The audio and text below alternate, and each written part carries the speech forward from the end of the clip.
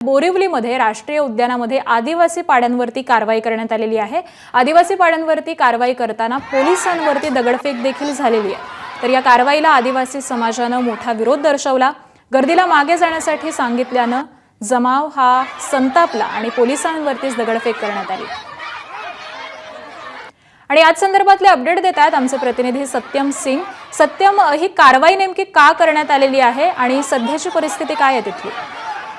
आपण पाहिलं तर बोरिवली संजय गांधी राष्ट्रीय उद्यानाचा आतमध्ये आहे तर 10 पाडे आहेत।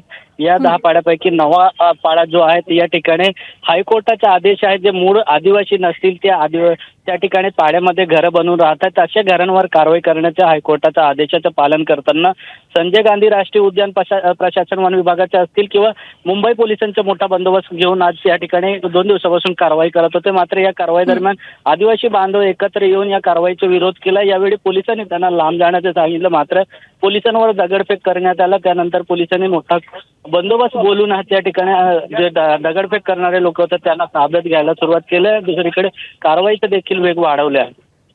अगदी धन्यवाद सत्यम या सविस्तर माहितीसाठी। तर बोरिवलीच्या राष्ट्रीय उद्यानामध्ये ही कारवाई करण्यात आलेली आहे।